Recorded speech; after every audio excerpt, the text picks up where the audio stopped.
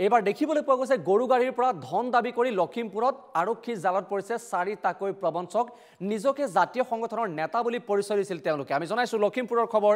4 প্ৰবঞ্চকক ইতিমধ্যে গ্ৰেপ্তাৰ কৰা হৈছে তেওঁলোকে নিজকে জাতীয় সংগঠনৰ নেতা বুলি পৰিচয় দিছিল আৰু সেই পৰিচয়ে ধন দাবী কৰিছিল লখিমপুৰ বাইপাছত গৰুভৰ্তি বাহন আবদ্ধ কৰিছিল আৰু তেওঁলোকে কাগজপত্ৰ কাঢ়ি লোৱাৰ প্ৰয়াস কৰিছিল আৰু তাৰ পাছতে ধন দাবী কৰিছিল ধন বিচাৰি চালকক মাৰপিট কৰাৰো অভিযোগ উত্থাপন হৈছে সেই কেইজন তথাকথিত নেতাৰ বিৰুদ্ধে লখিমপুৰ আৰক্ষী জালত শেহতীয়াকৈ 4জন যুৱক পৰা পৰিলক্ষিত হৈছে তেওঁলোকক সোধাপোছাই মুহূৰ্তত অব্যাহত ৰাখিছে আৰক্ষীয়ে গৰু গাড়ীৰ পৰা এবাৰ ধন দাবী কৰি লখিমপুৰত গ্ৰেপ্তাৰ হৈছে 4জনকৈ যুৱক নিজকে তেওঁলোকে পৰিচয় দিছিল সংগঠনৰ নেতা বুলি আৰু লখিমপুৰৰ বাইপাছতে গৰুভৰ্তি এখন বাহন তেওঁলোকে আবদ্ধ কৰিছিল আৰু সেই বাহনখন আবদ্ধ কৰি তেওঁলোকে কাগজপত্ৰ কাঢ়ি লৈছিল কেৱল ইমানেই নহয় ধন বিচাৰি চালকক মাৰপিট কৰা বুলিও অভিযোগ উত্থাপন হৈছে সেই নেতা কেইজনৰ বিৰুদ্ধে লখিমপুৰ আৰক্ষী জালত ইতিমধ্যে পৰা 4জন যুৱক পৰিছে আৰু ধৃত পাপু গগৈ